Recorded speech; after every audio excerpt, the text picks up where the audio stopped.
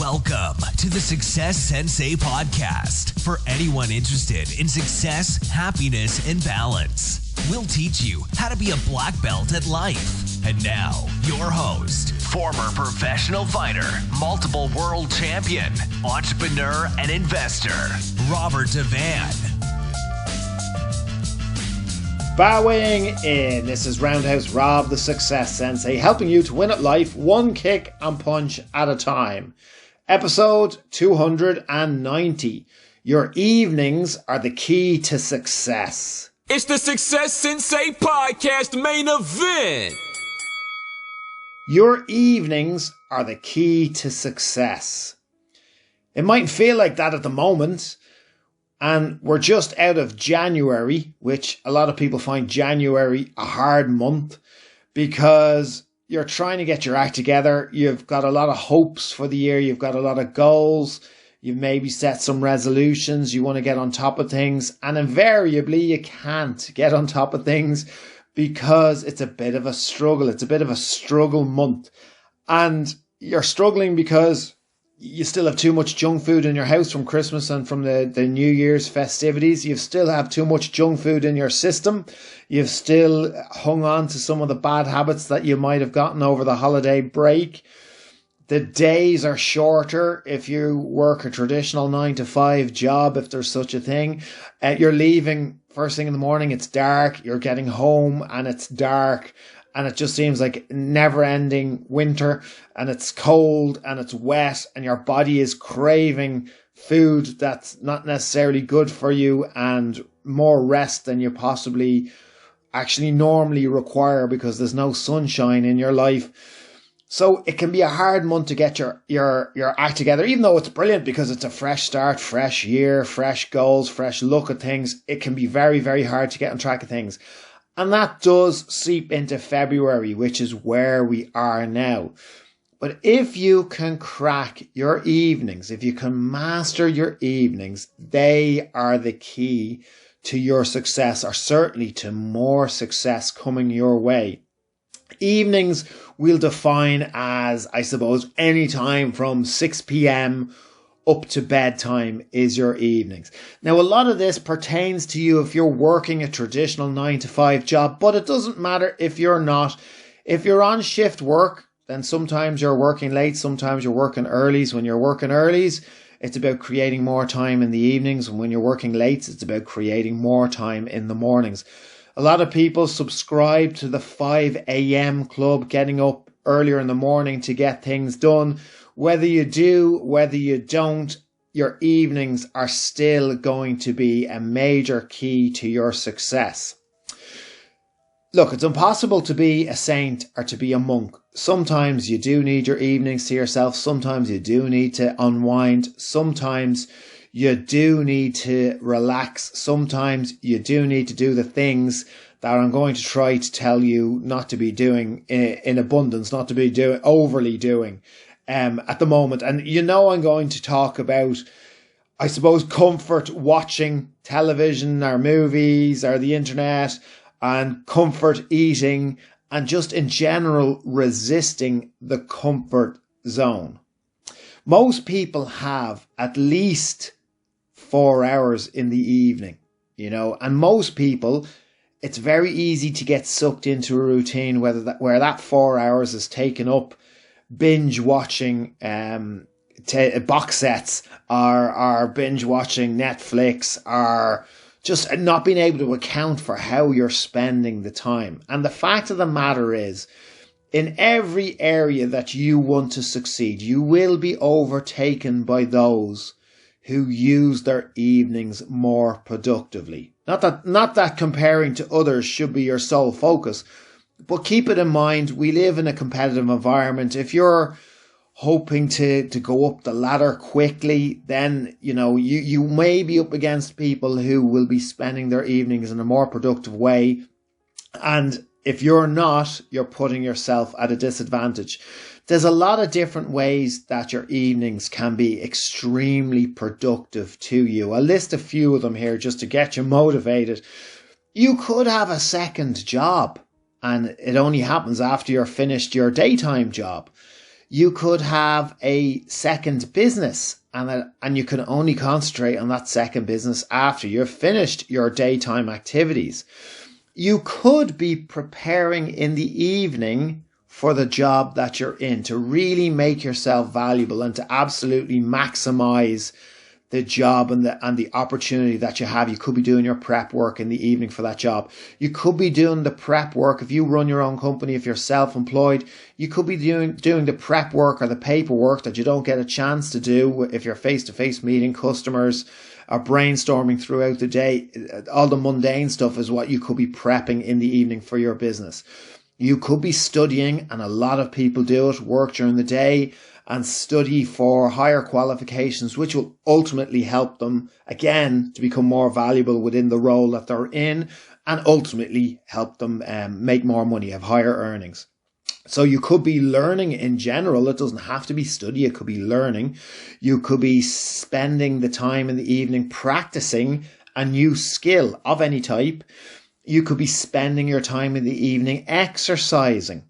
You could be renewing and reviewing your goals. You could be setting out action steps for your goals and are what you need to be doing. Short-term, long-term, medium-term goals, short-term, medium-term, long-term goals. You could be investing. So in the evening, you could be an investor. There's many different types of ways to productively use your evening, which isn't just automatic and robotic bad habits of watching television and just, relaxing or chilling out or being in the comfort zone. As I said, sometimes that is important. Sometimes you have to allow yourself, but if you can do it as a reward system, if you have a couple of hours in every evening that you could possibly utilize, and a couple of 1 hour, even a couple of hours can be used for something productive, and then you give yourself an hour of completely unproductive time. I mean, that is a good way and a good way of rewarding hard work, so that you're actually doing something productive. And then when your brain isn't functioning properly, then you can switch to something that isn't that productive, like watching television, like gaming, like, playing with your game console, browsing the internet, reading something that's just of an entertainment value, watching something. So entertainment is absolutely fine, but not if it's costing you your career, not if it's costing you your goals, not if it's burning through your desires, your wants, your ambitions, and putting yourself in a weaker physical condition or a weaker mental condition over the long term. Then it's absolutely not productive and it's not fine. So getting that balance in check is something that you're going to have to monitor on a regular basis, because we all fall into bad habits. But as long as you check it every quarter, check your schedule every quarter, and keep it in mind seasonally, things will get easier. Coming into spring, coming into summer, it's more imaginable to be able to come home and to be outside up until very late when you have to go to bed. You could be outside, you could be active, you could be doing so many more things because the days are so much longer. So the moment that you're in right now and the struggles that you're in right now, struggling with the days, struggling with yourself, that might not be the way things are forever. They can actually change seasonally. If you find that it's such a chore to spend your evenings productively or chasing your goals, then you do need to concentrate on your why. Why are you doing? What's your reason for wanting to do it? If it's a proper goal, even just thinking about the end result, the end goal, or the end achievement will probably be enough to motivate and spur you on. You just need a reminder of why you should be doing it. And if it's a strong enough reason, it'll make you want to do the work that's necessary in the evenings. There is momentum. So once you start the particular task or whatever it is that you need to do, a means to an end, then momentum will take over and it gets a little bit easier and you'll get into it. And then again, as a reward, you can have that little bit of time in the evening. So I'm not saying don't spend any time relaxing or in your comfort zone, but just maybe not as much. So I hear everybody shouting at me right now, what about spending time with family? What about my children? And absolutely, these things cannot be neglected, because we were only talking a second ago there about your reason why.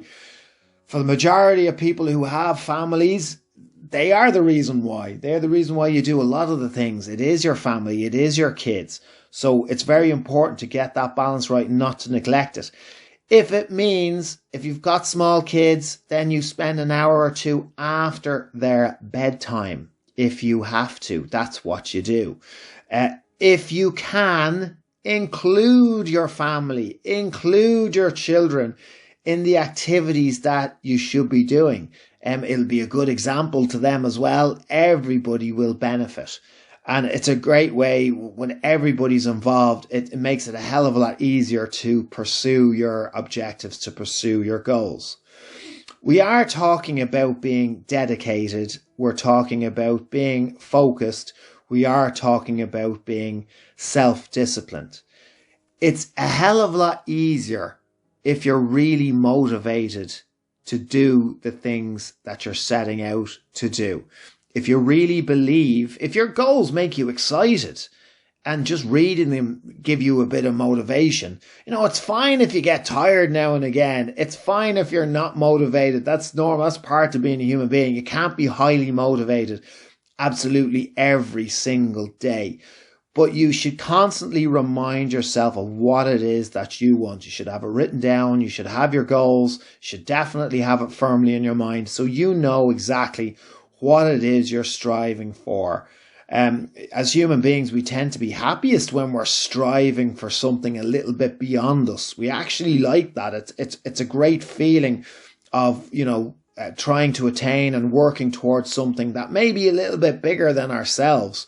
And that's when you're truly alive. That's when you can be really, really excited. You don't know that the outcome is a foregone conclusion. Hopefully it is. Hopefully you can do the prep work to make it, but you don't know.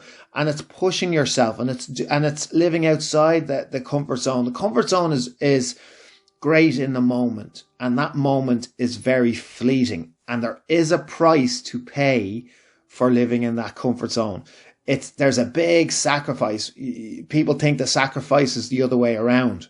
They think that they have to sacrifice, the lovely feeling of being in the comfort zone to actually do the hard things that may be necessary in order to achieve their objectives. But the sacrifice is actually the other way around. By staying too long and prolonged periods of time, years, decades, in the comfort zone, you are sacrificing your body, your mind. There's opportunity cost, which means that you've missed out on so many things that you could have, would have, should have been doing. So keep that in mind about your evenings. As I said at the very start, you don't have to be a monk. It doesn't have to be absolutely perfect, but and you can absolutely have some time to, entertain yourself just for the sheer sake of entertaining and boosting your morale. But it is the evenings where you can live a lot of your life. If you're working in a job and that's paying your wage 9 to 5. Now, when I say 9 to 5, whatever, it could be 8 to 6 or whatever hours. You're in a job, or you have your own business, or you're self-employed. That is creating your wage. That's making your wages. That's your living expenses. But in order to chase your wealth, in order to create a legacy, in order to, have an abundance over and above, or to utilize that living wage, it's important to spend your time productively in the evening. So your evenings are creating your wealth, is what I'm saying.